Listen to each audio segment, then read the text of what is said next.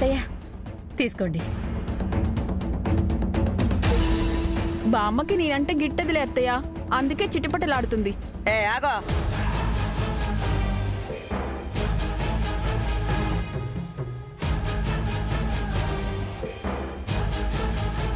యాడికే పోతా ఉండో? నేనేం మా అన్నయ్యకి రాఖీ కట్టడానికి వెళ్ళట్లేదులే, స్నానానికే వెళ్తున్నాను.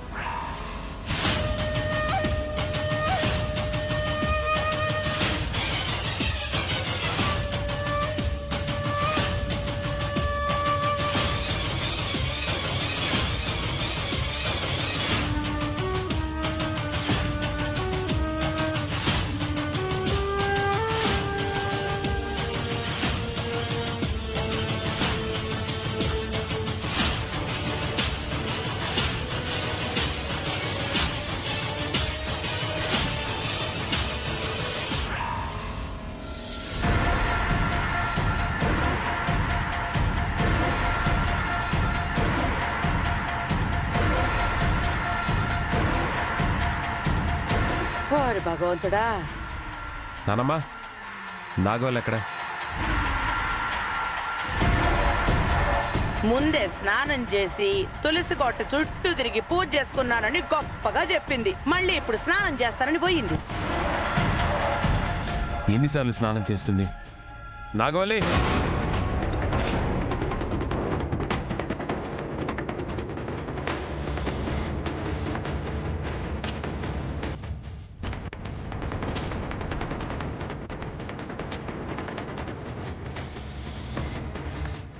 నాగోలి, నాగోలి, నాగోలి, బయటికి రా. నాగోలి, నిన్నే. వస్తావా రావా? నాగవల్లే, తొందరగా రాబే. ఒరే దేవా, నీకు కొంచెమైనా బుద్ధుందా? తను స్నానానికి వెళ్తే తన పిల్ల తీస్తుంది. పొద్దున్నుంచి ఇంట్లో పనులు చేయడానికి అటు ఇటు తిరుగుతూనే ఉంది. చెమట్లు పట్టి 3 పూటలా స్నానం చేస్తే తప్పే ఉందిరా. అలాగా, సరే నానమ్మా, నువ్వు గమనిస్తూనే ఉండు. స్నానం చేసి ఎప్పుడు బయటకు వస్తుందో చూస్తూ ఉండు.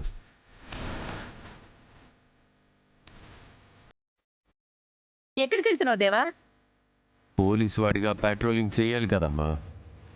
కొన్నిసార్లు టెస్ట్ చేస్తేనే అనుమానాలు తీరతాయి.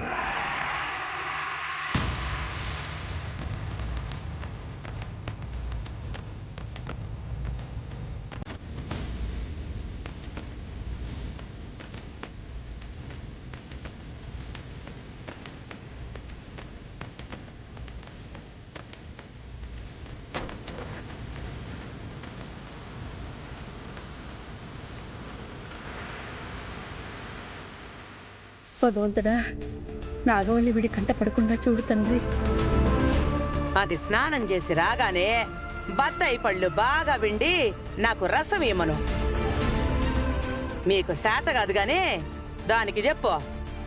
మీ పీక నొక్కమనే? అట్ట చెప్పకే, అది పిసికిన పిసుకుద్ది. దాని చేతి వాటం మొన్న నా నడు నొక్కినప్పుడే తెలుసుండదే.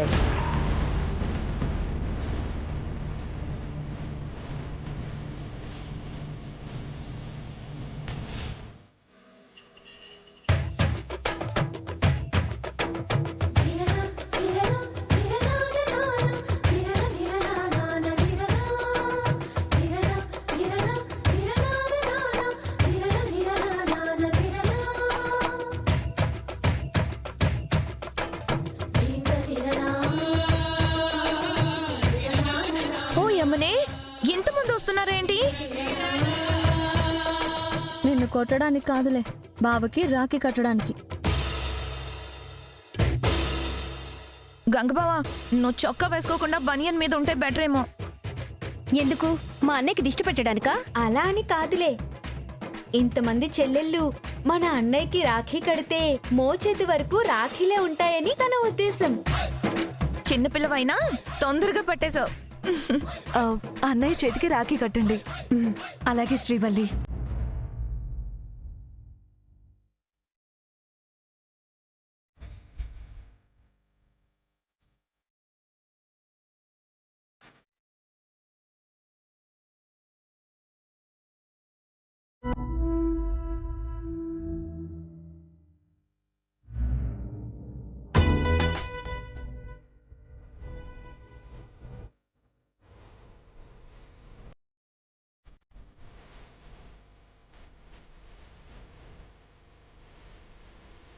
గంగన్నయ్య, మా అన్నయ్య పని మీద దుబాయ్కి వెళ్ళాడు.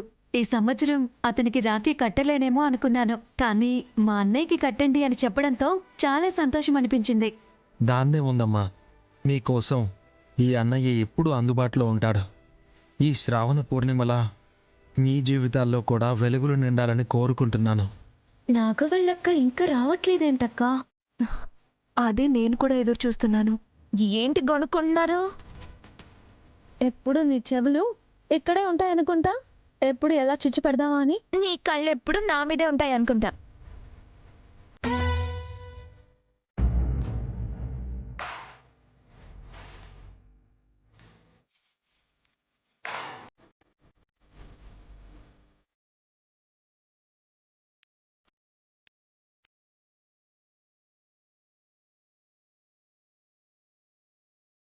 అందరూ రాఖీలు కట్టడం అయిపోయింది కదా, ఇంకా ఇంటికి వెళ్దామా? ఒక్క నిమిషం అన్నయ్య,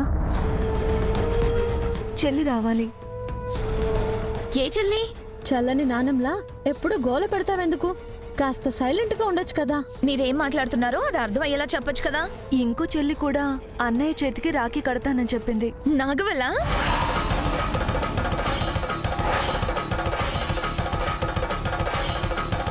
నీ నోరు మండ, ఎప్పుడేం మాట్లాడాలో తెలీదా?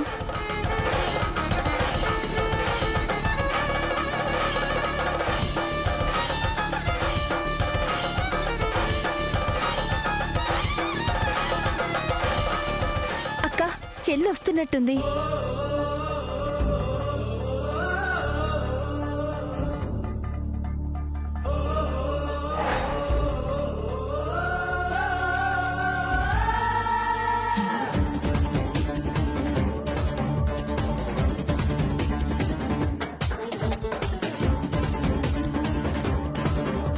చెప్పానా కరెక్ట్ టైంకి మీ బేగం చెల్లి వస్తుందని? అవును శివ, అనుకున్న టైంకి వచ్చేసింది. ఓ బేగం, ఏంటి అక్కడే ఆగిపోయావు? త్వరగా రా. మీ గంగాభాయికి రాఖీ కట్టాలన్నావు కదా.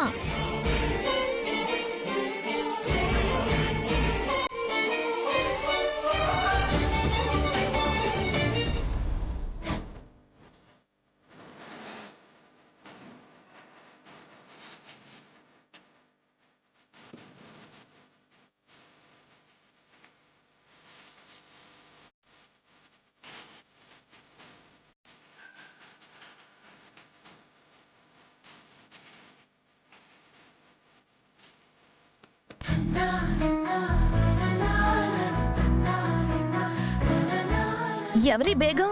ఎప్పుడు చూడలేదు. మొహమ్మద్ సిరాజ్, మొహమ్మద్ ఖలీఫ్ తెలుసా నీకు? తెలీదు. అయితే ఈ బేగం కూడా నీకు తెలీదు. తెలిసేలా చెప్పాలి కదా. అదే అబ్దుల్ కలాం మనోడు ఉన్నాడు కదా. అబ్దుల్ కలాం గారికి పెళ్ళే అవ్వలేదు. బతుకున్నంత కాలం బ్రహ్మచారిగా ఉండి వెళ్ళిపోయారు ఆయన. మహానుభావుడు. అబ్దుల్ కలాం అంటే మాజీ రాష్ట్రపతి కాదు, చింత చెట్టు దగ్గరుండే సానియా మిర్జా వాళ్ళ అన్న కొడుకు. ఏంటోని ఊళ్ళోకి ఎవరెవరో వస్తున్నారు పోతున్నారు. నీకు తెలియకపోతే నోరు మూసుకుని ఊరికే ఉండాలిగా. పాపం బేగం గంగా బావకి రాఖీ కట్టాలని కంగారుగా వచ్చింది. ఎందుకమ్మా పరిగెత్తుకుని రావడం? కింద పడిపోతే దెబ్బలు తగులుతాయి కదా. మీరున్న ఇంటి దగ్గరికి నేనే రాఖీ కట్టించుకోవడానికి వచ్చేవాని కదా. పర్వాలేదు అన్నయ్య. బాయ్ బాయ్ గంగా బాయ్ అను. నీది గిట్లా అన్నయ్య అంటే మాకి గమ్మత్తుగా ఉంటది. అన్నయ్య అన్నా బ్రదర్ అన్నా బాయ్ అన్నా అర్థం ఒక్కటే కదా శివ. రాఖీ కట్టు బేగం. అలాగే అక్క. ఎక్కడో సిక్స్త్ సెన్స్ కొడుతోంది. నాగవల్లి ఇంట్లో లేదు.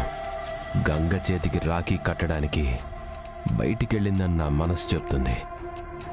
అది గనక బయట కనపడాలి, కాళ్ళు విరగ్గొట్టి వాళ్ళన్నకి రాఖీ కట్టుంటే దానితోనే 2 కాళ్ళు కట్టి ఈడ్చుకుంటూ ఇంటికొస్తాను.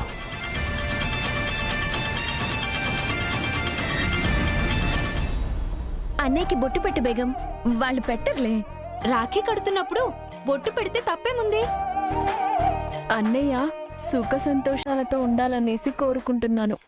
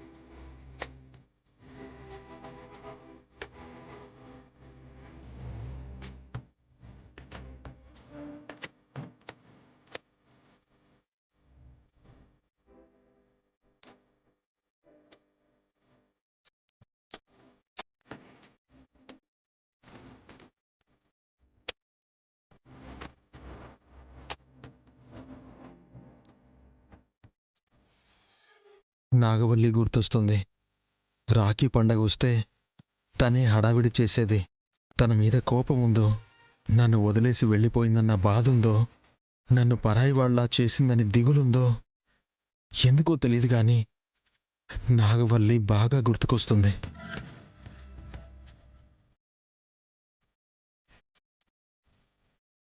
అన్నయ్య, అక్క చెల్లెళ్ళమైన మేము అత్తారింటికి వెళ్ళిపోయినా సరే రాఖీ పండక్కి నీ దగ్గరకొచ్చి ప్రాణం పోయేంత వరకు నీ చేతికి రక్షాబంధన్ కడతావని అనుకున్నా. ఈ సంవత్సరం ఎక్కడ తప్పిపోతే నా ప్రాణం విలవిలలాడిపోతుందని భయపడ్డాను. కాని శ్రీవల్లక్క, శివ వదిన, అమృతక్క అందరూ నీకు రాఖీ కట్టించడానికి నాకు సాయపడ్డారు.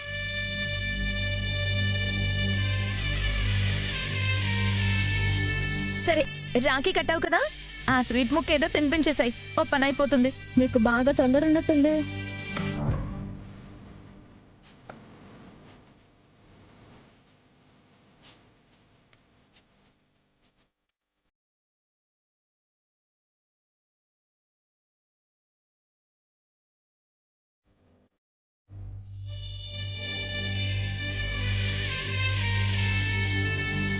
నువ్వు కూడా కాస్త స్వీట్ తినిపించు బావా, బేగం చెల్లికి.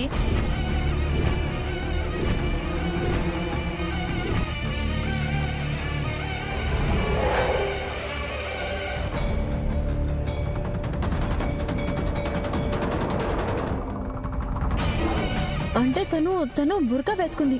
ఎలా తింటుంది? పైకి ఎత్తుకుని తింటుంది.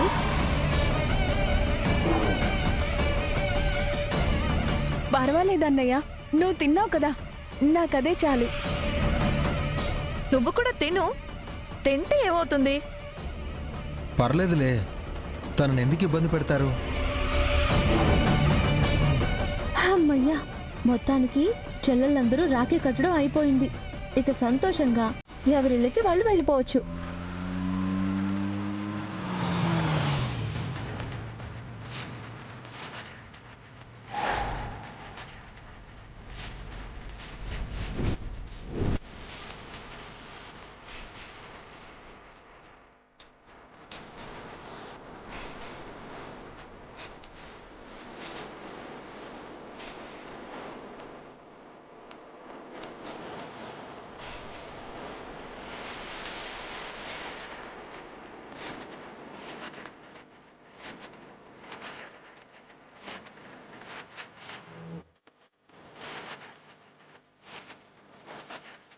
పోలీస్ సార్ ఇక్కడికి ఎందుకు వచ్చాడో?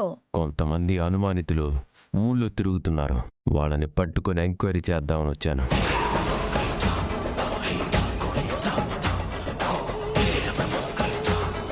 ఇక్కడ అలాంటి వాళ్ళు ఎవరూ లేరు. అనవసరంగా గొడవ పెట్టుకోవద్దు. చచా, మాకు కూడా చాలా పనులుంటాయి కదా. మీ దగ్గర గొడవ పడుతూ కాలయాపన చేయలేం కదా. మా అందరినీ చూసావు కదా, ఇంకేంటి నీ అనుమానం? అందరినీ చూశాను. అందరూ బాగా సింగారించుకొని కళగా ఉన్నారు. కానీ ఈ బుర్కా వేసుకున్న అమ్మాయి ఎలా ఉందో చూడాలి.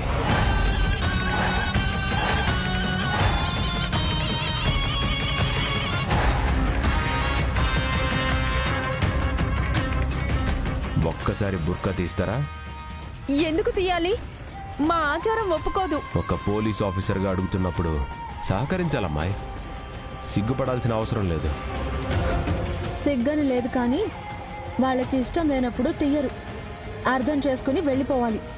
లేదంటే లేనిపోని సమస్యల్లో ఇరుక్కోవాల్సి వస్తుంది. తను తీయకపోతే నేనే తీస్తాను.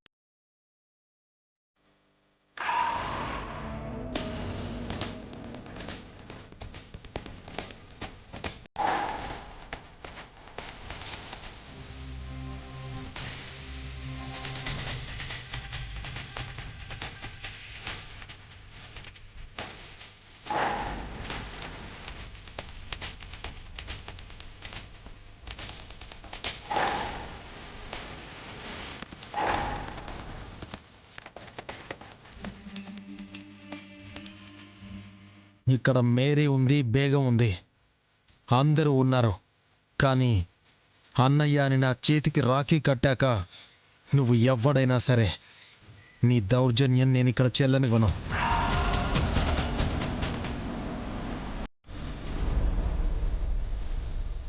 Okay okay, cool Ganga, just relax.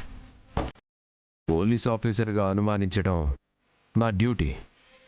Clarity తెచ్చుకోకపోతే నాకు గిల్టీ ఫీలింగ్ ఉంటుంది. మీ పేరేమన్నారు? బేగం. తనని అడగాల్సిన అవసరం లేదు, వివరాలు నేను చెప్తాను. ఏంటి బేగం, రాఖీ కట్టగానే గంగని పాలిట కృష్ణుడైనట్టున్నాడు. ఇంకా ఇక్కడే ఉంటే అన్యాయంగా నువ్వు బలవాల్సి వస్తుంది బ్రదర్. వెళ్తాను. ఈ బేగం మీద నాకున్న అనుమానం ఇంకా అనుమానంగానే ఉంది.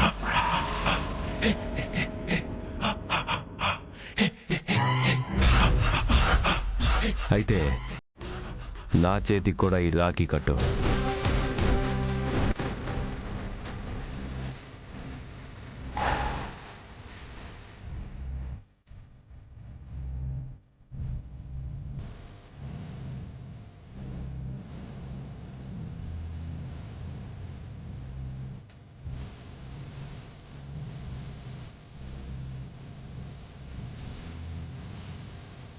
ఇది గనక నాగవల్ల అయితే నాకు రాఖీ కట్టదు. వీళ్ళు చెప్పినట్టు బేగం అయితే కట్టేస్తుంది. గంగకి బలం ఉండొచ్చు, నాకు తెలివి ఉంది. కట్టేసాయి బేగం. పోలీస్ ఆయన కోరికనుకుంటా, తీర్చేరాదు. అలా ఎలా కడుతుంది మంగా? బేగం మా అన్నయ్య చేతికి రాఖీ కట్టింది కదా. అవును కదా అన్నయ్య, నేను నీ చేతికి రాఖీ కట్టాను కదా. గంగ కడితే నాకు కట్టకూడదా? అలా ఎలా కడతారు బాబా? బేగం మా అన్నయ్య చేతికి రాఖీ కట్టిందంటే నువ్వు మాకు బావ అవుతున్నప్పుడు తనకు కూడా బావ అవుతావు కదా.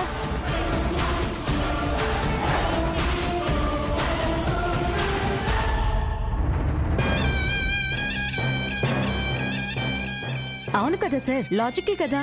పర్లే టీచర్, బేగం మా చుట్టం కాదు, మా ఫ్రెండు కాదు, మాకు తెలిసిన అమ్మాయి అంతకంటే కాదు. వీళ్ళు నాకు బంధువులు అవుతారు, కానీ తనైతే కాదు కదా.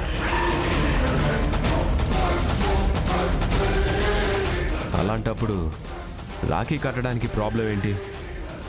కట్టేస్తే నా డౌట్ కూడా క్లియర్ అవుతుంది కదా. హ్యాపీగా వెళ్ళిపోతాను. కొంతమందికి వరుసలు తెలియలేమ్మా, మూర్ఖులతో వాదించలేం. కట్టేసే.